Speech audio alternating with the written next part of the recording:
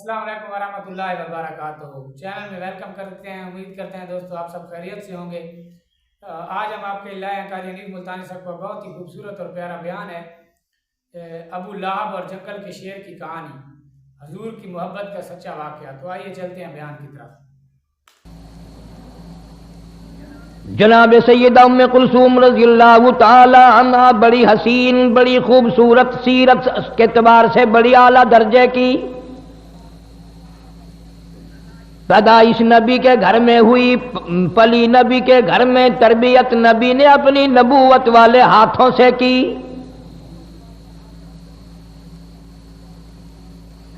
سیدہ خدیجہ رضی اللہ تعالی عنہا کا بہت جلد انتقال ہو گیا۔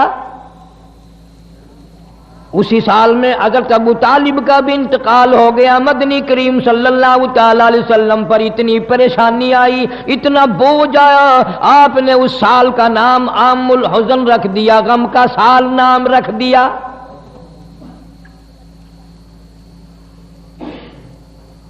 جناب سیدہ ام کلثوم رضی اللہ تعالیٰ عنہ کچھ سیانی ہو گئی، ابو لہب کے بیٹے سے نسبت کر دی۔ سیدہ رقیہ رضی اللہ تعالیٰ عنہ کی بھی، سیدہ ام کلثوم رضی اللہ تعالیٰ عنہ کی بھی اپنے چچا ابو لہب کے بیٹوں سے ان دونوں کی منگنی ہو گئی، ان دونوں سے رشتے ہو گئے۔ اعلان نبوت ہوا، وہ چچا جس نے نبی پاک صلی اللہ تعالیٰ علیہ وسلم کی پیدائش پہ باندیاں آزاد کی، لونڈیاں آزاد کی، مٹھائی تقسیم کی، سارے مکے میں ادھم مچایا، اور دنیا والوں میرے یتیم بھتیجے کو دیکھو، آج کے بعد میرے گھر میں چراغ جلانے کی کوئی ضرورت نہیں۔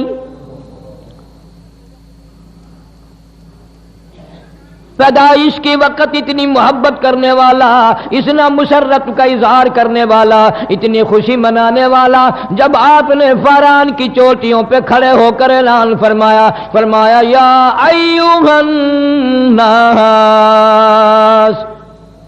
او لوگو قولوا لا الہ الا اللہ محمد الرسول اللہ، او لوگو کہو اللہ کے سوا کوئی حاجت روا نہیں، مشکل کشا نہیں، بیمار کو تندرستی دینے والا کوئی نہیں، اولاد دینے والا کوئی نہیں، اجاڑنے والا کوئی نہیں، بسانے والا کوئی نہیں، بادشاہ بنانے والا کوئی نہیں، بادشاہ کو اٹھا کر پھانسی کے تختے پہ لٹکا دینے والا اس کے سوا کوئی نہیں۔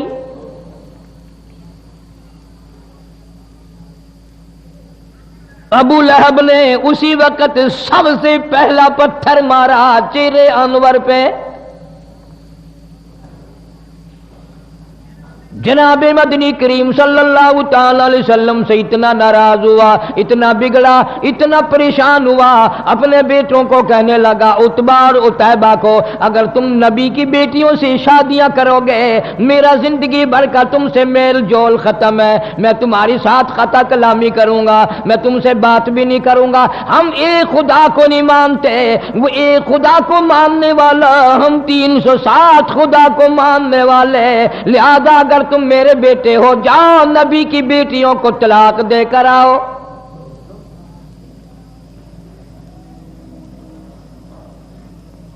دھیوں کے درد وہی جانتے ہیں جن کے دھی ہیں، جن کے دھی نہیں وہ اس درد کو جانتے ہی نہیں، کس طرح نبھانی پڑتی ہے، کس طرح گزر کرنی پڑتی ہے، کس طرح سر جھکا کے اپنا وقت گزارا کرنا پڑتا ہے۔ محمد عربی صلی اللہ تعالی علیہ وسلم کے دروازے پہ ابو لہب کے چچا کے دونوں بیٹے آئے، اور بڑے نے تو صرف انکار کر دیا، ابھی رخصتی تو ہوئی نہیں تھی، لیکن چھوٹے نے نبی کریم صلی اللہ تعالی علیہ وسلم کی شان میں گستاخی بھی کی، بے ادبی بھی کی، دی کی گالیاں بھی دی۔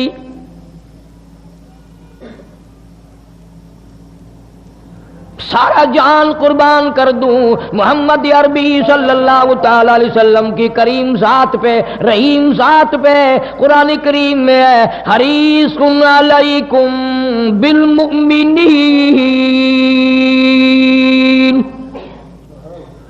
علیکم بالمؤمنین رؤوف الرحیم۔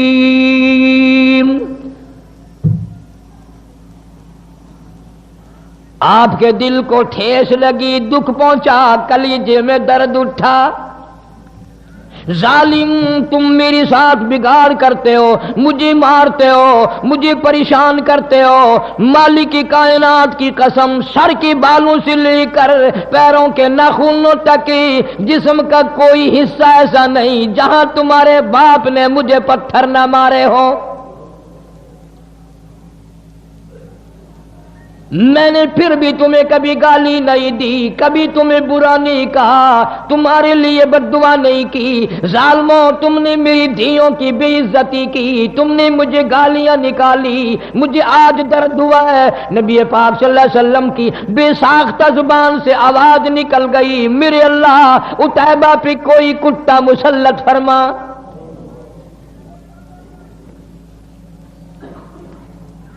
لا الہ الا اللہ محمد الرسول اللہ اتنا سستا نہیں جتنا تو نے سمجھ رکھا ہے۔ تیرے گیان سونے کی قیمت ہے، چاندی کی قیمت ہے، کپڑے کی قیمت ہے، دکان کی قیمت ہے، مکان کی قیمت ہے، کلمے کی کوئی قیمت نہیں۔ جا کلمے کی قیمت پوچھنی ہو سیدہ ام کلثوم رضی اللہ تعالیٰ عنہا کی قبر سے پوچھ کیا، اور پیغمبر کی بیٹی کلمے کی وجہ سے تجھے کتنے صدمے اٹھانے پڑے۔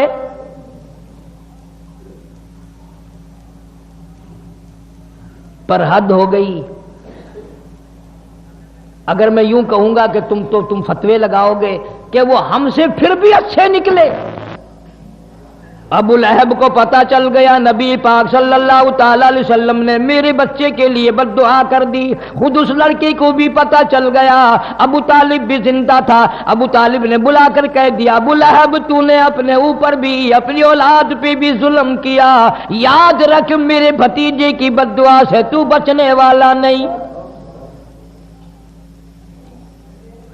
بچ نہیں سکے گا۔ دونوں کو لرزہ طاری ہو گیا۔ نبی کی زبان کے سامنے، نبی کے فرمان کے سامنے کافر لرزہ کھا گیا۔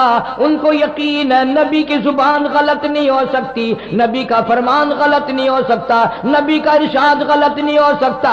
ابو لہب کافر کو بھی یقین ہے تو اتنا بڑا مسلمان ہے، حاجی ہے، نمازی ہے، غازی ہے، تو افسر بنا پھرتا ہے، تو ذمہ دار بنا پھرتا ہے، لیکن مالک کی کائنات کی قسم تجھے حضور کی زبان پہ یقین کوئی نہیں۔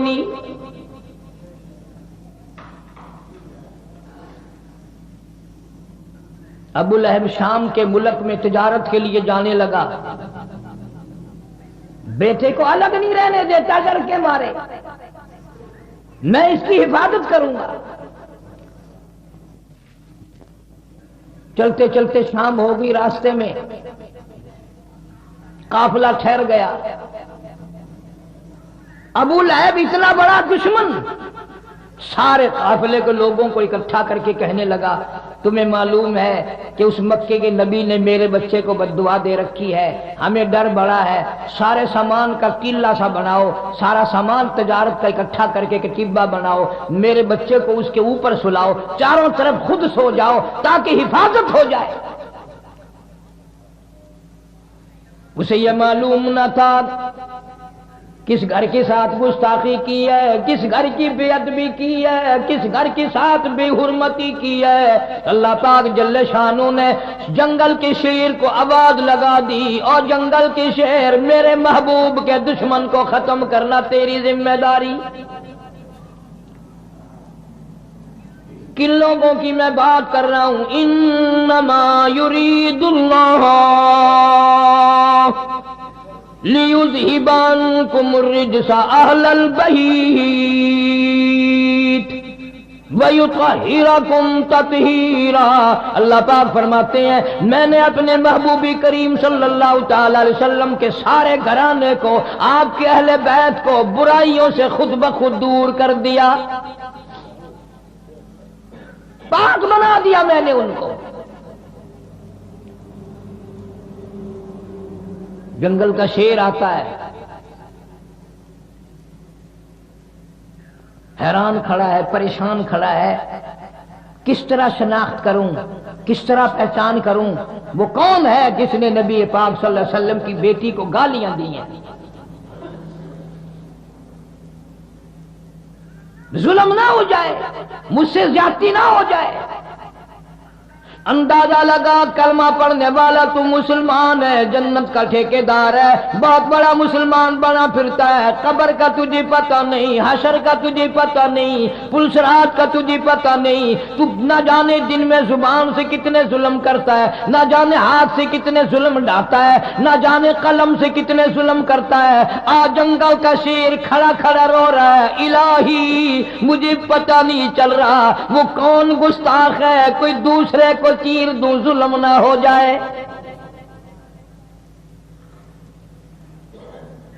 درندہ شرما رہا ہے،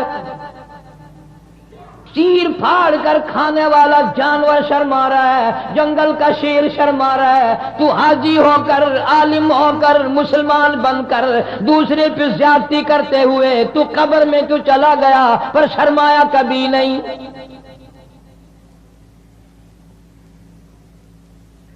تیرا خیال یہ ہے کہ یہ رات دن کے معاملات بس یوں ہی جیسے ہوا گزر رہی ہے یوں ہی گزر جائیں گے؟ نہ نہ، ایک ایک سانس ریکارڈ ہو رہا ہے۔ بعض صحابہ کرام نے حضور کریم صلی اللہ علیہ وسلم سے جب یہ سنا کہ ایک ایک لفظ لکھا جائے گا اور ایک ایک حرکت نوٹ کی جائے گی، خدا کی قسم 20 برس تک لوگوں سے کلام نہیں کیا، چھوڑ گئے تھے بولنا چولنا بھی۔ جنگل کا شیر انتظار میں کھڑا ہے، اللہ پاک جل شانہ کی طرف سے جنگل کو آواز آئی، شیر کو آواز آئی، اور جنگل کے شیر ان سب کے منہ دیکھ لے سونگ کر، جس کے منہ سے نبی کی دھی کو گالیاں دینے کی، بے ادبی کی، گستاخی کی بو آئے، بدبو آئے، اس کو مار ڈالنا ہے۔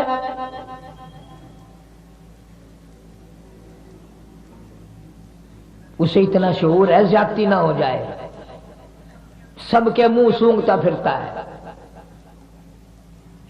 چاروں طرف سونے والوں کے منہ سونگ بیٹھا، پتہ پھر بھی نہ چلا، پھر حیران الہی کیا کروں، ان میں نہیں ہے۔ یہ ساری کائنات مالک کی کائنات کے قبضے قدرت میں ہے، اسی لیے فرمایا اللہ لا الہ الا هو الحی القیوم۔ اللہ پاک جل شانہ نے ہوا کو حکم دیا، جلدی کر تو میرے جنگل کے شیر کو لے سمجھا دے، تو بتا دے میرے محبوب کا گستاخ کہاں سویا ہوا ہے۔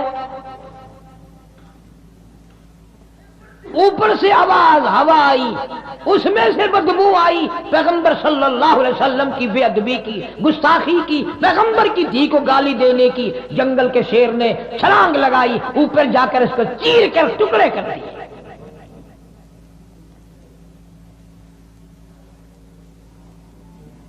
جہاں اللہ پاک تجھے مدینے پاک کی زیارت نصیب فرمائے، نبی پاک صلی اللہ تعالی علیہ وسلم کے گنبد خضرا پہ جا اور وہاں جا کر پوچھ کیا کالی کملی والے تیرا اس لا الہ الا اللہ محمد الرسول اللہ پہ کیا خرچ ہوا ہے؟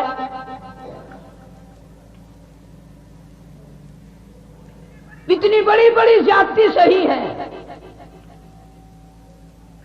پھر بھی بات نہ آئے۔ مکے والوں نے مشورہ کر کے شعب ابی طالب میں 3 برس تک قید کر دیا۔ مسلمان مرد اور صحابہ کرام صحابیات تمام کی تمام درے میں بند ہیں، کھانے کو نہیں، پینے کو نہیں، جھاڑیوں کی پتی بھی نہیں۔ حدیث پاک میں ارشاد حضور صلی اللہ علیہ وسلم فرماتے ہیں کئی مرتبہ ایسا موقع آیا کہ سیدہ ام کلثوم رضی اللہ تعالی عنہ اور سیدہ فاطمہ الزہرا رضی اللہ تعالی عنہ بھوک اور پیاس کی وجہ سے اتنی بلبلا تڑپ تڑپ کے روتی تھی، سیدہ خدیجہ کا بھی کلیجہ نکلنے کو ہو جاتا تھا۔ روئے ہیں محمد عربی صلی اللہ علیہ وسلم بھی اپنی معصوم بچیوں کو، ان ننھی منی کلیوں کو دیکھ دیکھ کر رویا کرتے تھے۔ کوئی قتل قتال کا جھگڑا نہیں، کوئی لین دین کا جھگڑا نہیں، جھگڑا صرف یہ ہے کہ یہ ایک اللہ کو کیوں مانتے ہیں، سارا نظام ایک اللہ کے بارے میں کیوں کہتے ہیں کہ وہی چلاتا ہے۔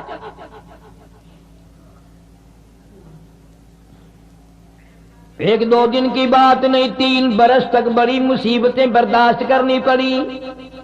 مول بھی آتا کوئی نہیں دیتا، پانی مول کوئی نہیں دیتا، درختوں کی پتے بھی ملنے بند ہو گئے۔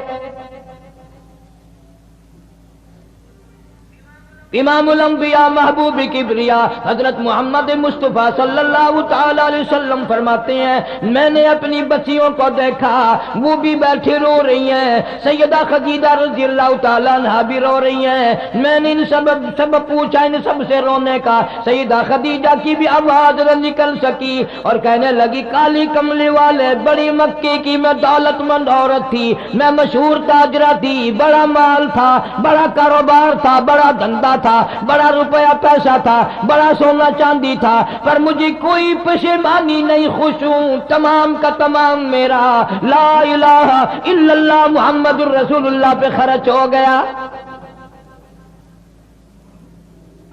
آج حالت یہ ہے میں ان ننھے منھے بچیوں کو بھوکا دیکھ رہی ہوں، پیاسی دیکھ رہی ہوں، ان کی آواز تک نکلنی روتی روتی بند ہو گئی، میں آخر ماں ہوں کس طرح برداشت کروں؟ آپ کوئی دعا فرمائیں۔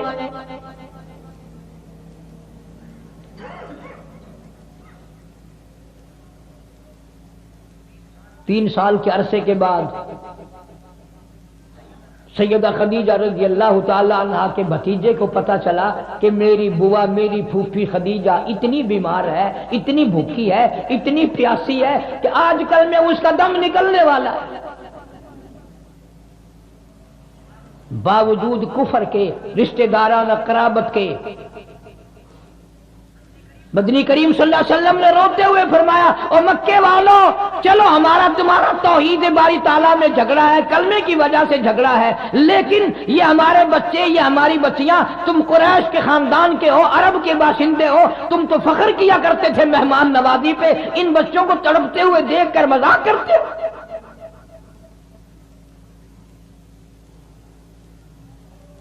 تمہیں شرم آنی چاہیے، ننھی منھی بچیاں تڑپ رہی ہیں پانی کے بغیر۔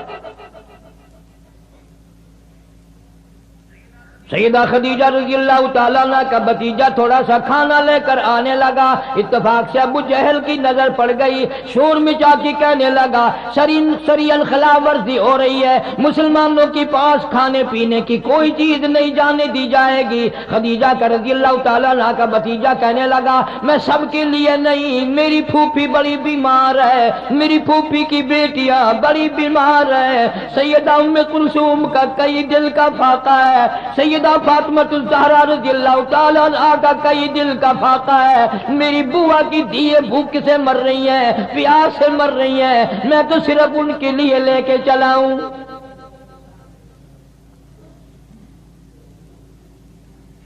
شکر ہے اس زمانے کے لوگ بعض موقع پر کفر و کافر ہونے کے باوجود بھی صلہ رحمی قرابت داری تو جوش مارتی تھی۔ ارے آج دیکھ لو بھائی کھا رہا ہے، بہن دیکھ رہی ہے، بہن کھا رہی ہے، بھائی دیکھ رہا ہے، اس کے بچے مر رہے ہیں اسے پرواہ نہیں، اس کے بچے مر رہے ہیں اسے پرواہ نہیں۔ ابو جہل نے اپنا قبیلہ بلا لیا، ادھر سے ایک دوسرا آدمی آیا، اس نے بھی اپنا قبیلہ بلا لیا۔ ابو جہل کہنے لگا ہرگز نہیں جا سکے گا، کھانے کا لقمہ تو کیا پانی کی بوند نہیں مسلمانوں کے پاس جا سکے گی۔ اسے غصہ آیا، اس نے اونٹ کی ہڈی اٹھا کر ابو جہل کے سر میں دے ماری۔ پھر کچھ کافر لوگ اور اکٹھے ہو گئے، کہنے لگا 3 سال ہو گئے تمہاری اب تک آگ بجھی نہیں۔ ایک نہیں دو نہیں سینکڑوں بچے صحابیات کی گود میں تھے، اتنے ننھے ننھے بچے، چاند جیسی شکل والے بچے، جب ماں کو کھانا نہ ملا، پینا نہ ملا، درختوں کی پتے بھی نہ ملے، چاند جیسی شکلوں والے بچے اپنی ماں کی گود میں تڑپ تڑپ کر، ایڑیاں رگڑ رگڑ کر، اتنی لمبی لمبی زبان نکال نکال کر ماں کی گود میں دم توڑ رہے ہیں۔ ہر عورت بھی دیکھ رہی ہے، پریشانی کا عالم ہے، لیکن کوئی ثابت نہیں کر سکتا کہ کوئی لا الہ الا اللہ محمد الرسول اللہ پڑھنے والی عورت کوئی یہ کہہ کے نہ اٹھی، کسی نے گلہ نہ کیا، کسی نے شکوہ نہ کیا، کسی نے اسلام کی برائی نہیں کی، کسی نے قرآن کی برائی نہیں کی۔ اسلام کی وجہ سے، ایمان کلمے کی وجہ سے ہمارے بچے بھوکے مر رہے ہیں۔ کتابوں میں موجود ہے کہ ایک عورت کہتی تھی بچے کا دم لاکھوں مر جائیں میں کلمہ چھوڑنے کو تیار نہیں۔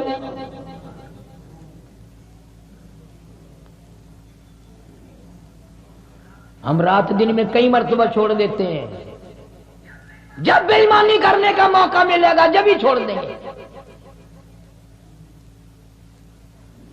سیدہ ام کلثوم رضی اللہ تعالی عنہا مکے میں تھی، ہجرت کر کے حضور صلی اللہ علیہ وسلم مدینہ منورہ میں تشریف لے گئے۔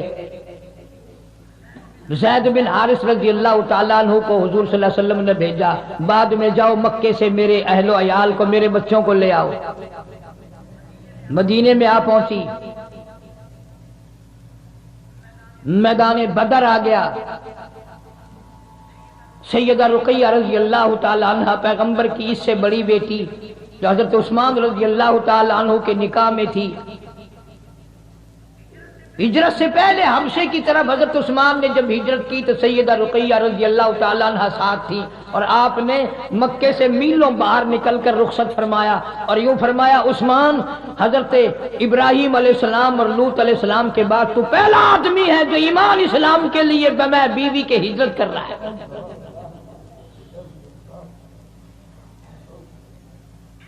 اس گھر کا ہر آدمی نرالا، میں نے عرض کیا۔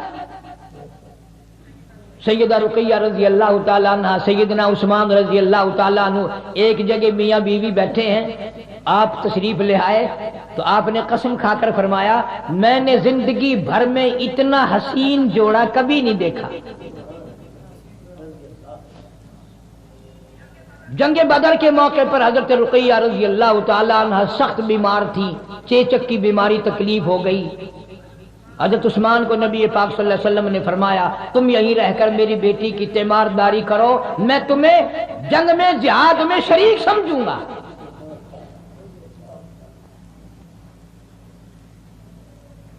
کتابوں میں آتا ہے کہ جب جنگ بدر سے حضور صلی اللہ علیہ وسلم واپس تشریف لائے تو جنت البقیع میں قبر کے کنارے پر حضرت رقیہ رضی اللہ تعالیٰ عنہ کا جنازہ رکھا ہوا تھا۔ بعد میں مدنی کریم صلی اللہ تعالیٰ علیہ وسلم جب بھی حضرت عثمان پر نظر پڑتی رضی اللہ تعالیٰ عنہ روتے نظر آتے،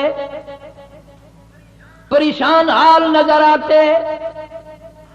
آپ نے پوچھ لیا میرے عثمان تو نے رو رو کر اپنا کیا حال کر لیا، تو اتنا غم زدہ کیوں ہے، تو اتنا پریشان کیوں رہتا ہے؟ حضرت عثمان نے عرض کیا میرے آقا حضرت محمد الرسول اللہ صلی اللہ تعالی علیہ وسلم آپ کی لگتے جگر آپ کی بیٹی مجھے اتنا غم دے گئی، میں مر سکتا ہوں غم دور نہیں ہو سکتا۔